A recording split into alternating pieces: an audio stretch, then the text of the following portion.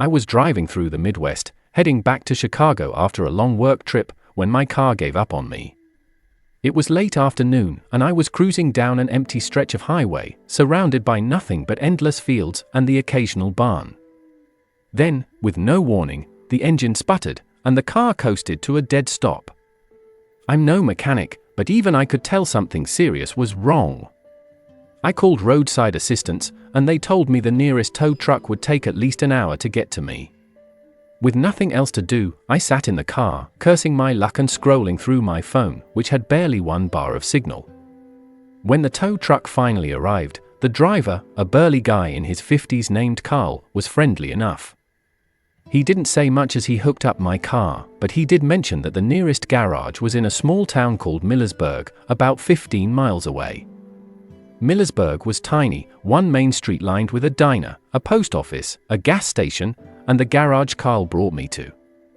The garage owner, a wiry man named Hank, took one look at my car and shook his head.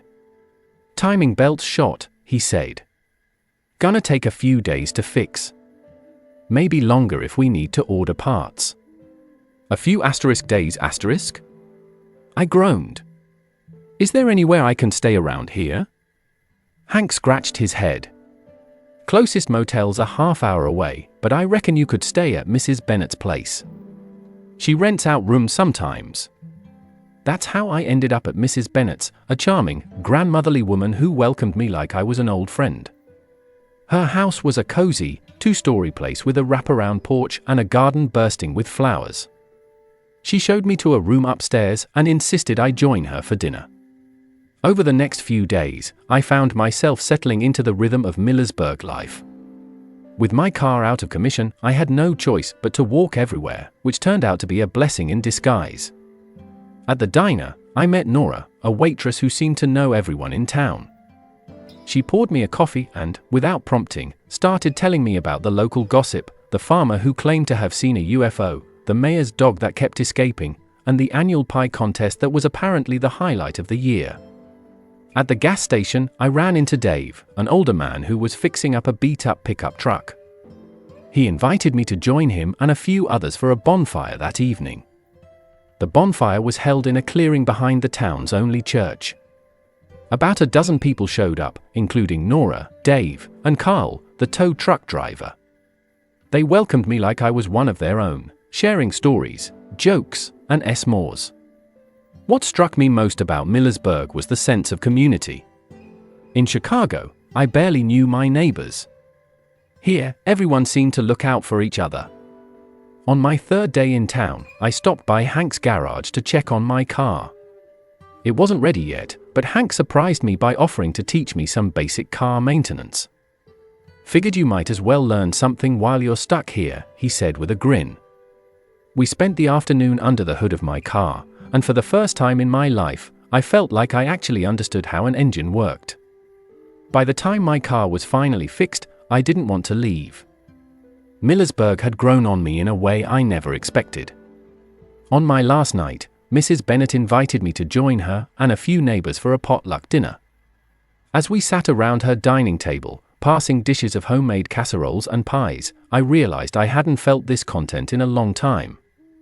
When I left the next morning, the entire town seemed to show up to see me off. Nora handed me a thermos of coffee for the road, Dave gave me a small jar of honey from his beekeeping hobby, and Mrs. Bennett hugged me like a proud grandmother. Driving back to Chicago, I couldn't stop thinking about Millersburg. The people I'd met, the lessons I'd learned, and the kindness I'd experienced had left a lasting impression. I've since been back a few times, once for the pie contest, which, by the way, was absolutely worth the trip, and once just to visit. Each time, I'm reminded of what I learned during that unexpected week. Sometimes, the best experiences come from the worst luck, and the smallest places can leave the biggest marks on your heart. Second story. It was a Saturday night during my last semester of college, and like most weekends, I was out delivering food for a local restaurant. The job wasn't glamorous, but it paid the bills and allowed me to work around my class schedule. Plus, there was something oddly satisfying about cruising through the quiet streets after dark, accompanied only by the faint hum of my car engine and the occasional beep of my phone signaling another order. That night started like any other. I just dropped off an order of pad thai and spring rolls to a group of students pulling an all-nighter when my app pinged with a new request.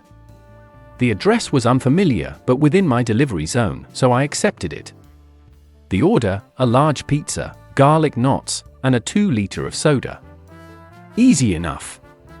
I picked up the food and entered the address into my GPS. The location was on the outskirts of town, an area I rarely ventured into.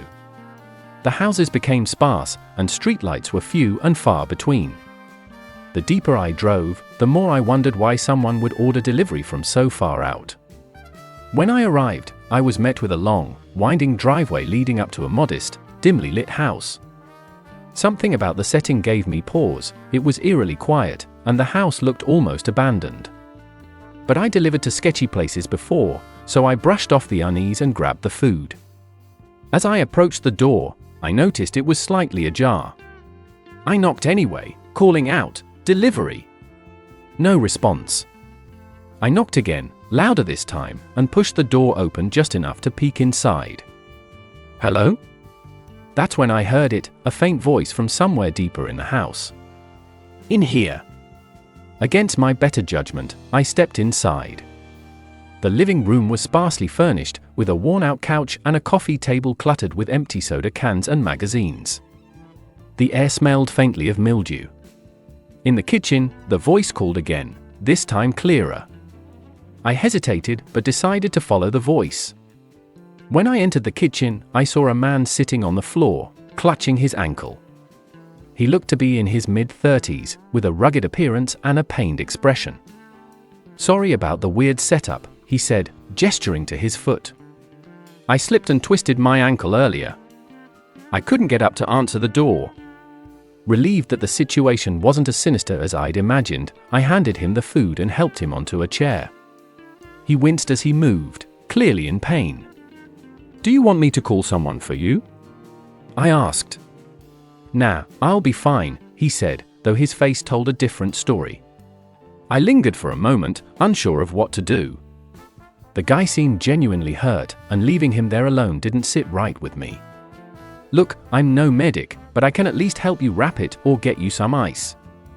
He hesitated, but eventually nodded. "That'd be great.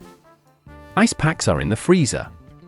As I grabbed the ice and helped him wrap his ankle with a dish towel, we started talking.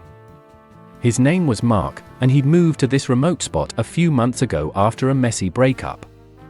He was working remotely as a software developer and had been keeping to himself ever since the split. The pizza, he admitted, was his attempt at treating himself after a rough week.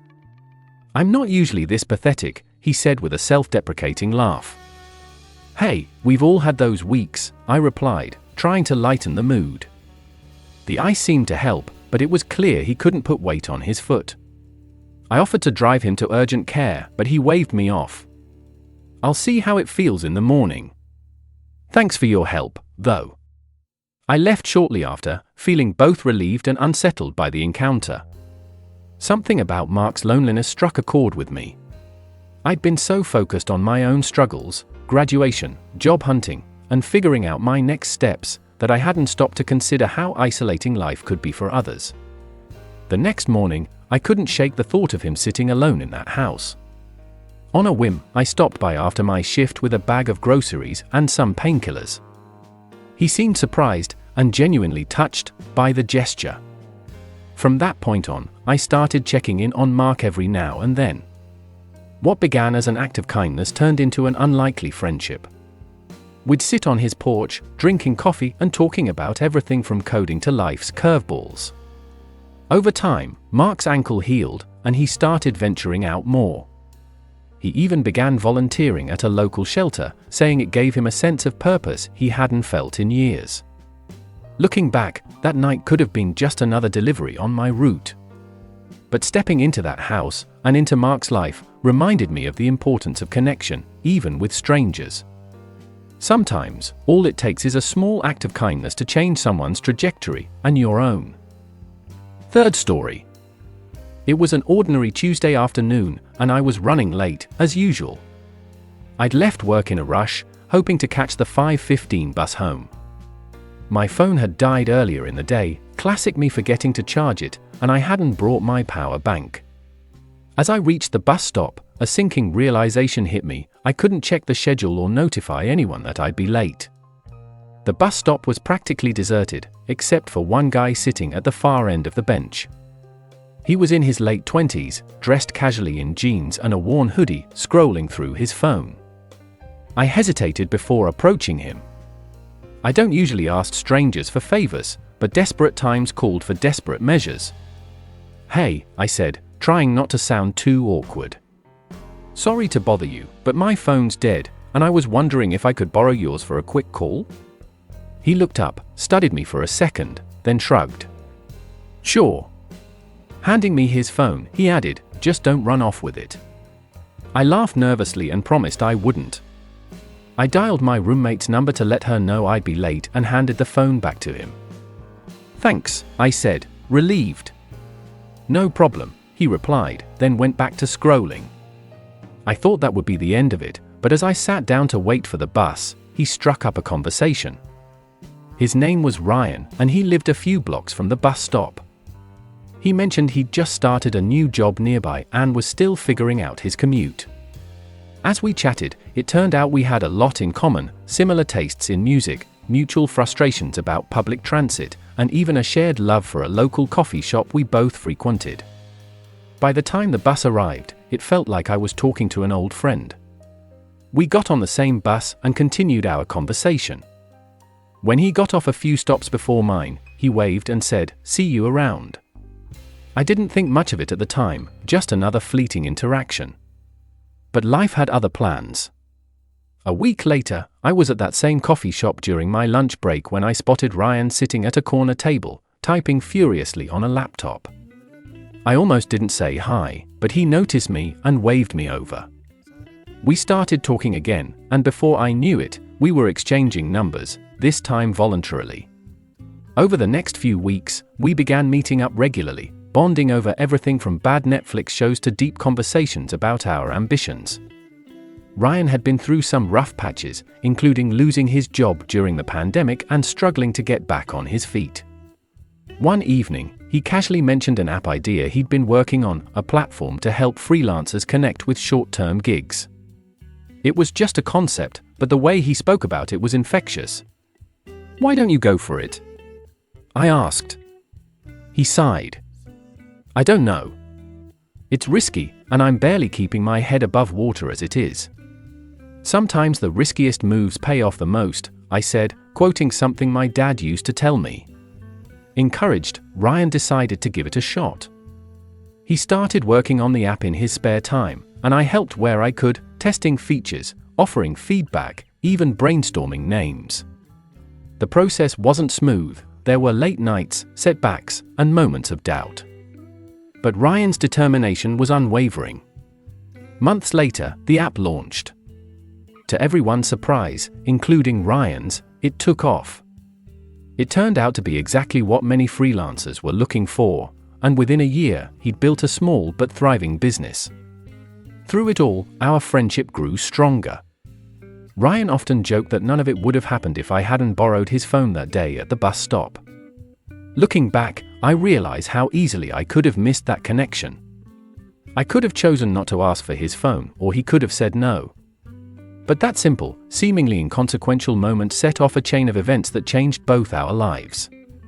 It's funny how life works. Sometimes, the most profound connections come from the smallest interactions: a borrowed phone, a shared bench, a chance meeting. And sometimes, all it takes to change your life, or someone else's, is the courage to ask for help or the kindness to extend it.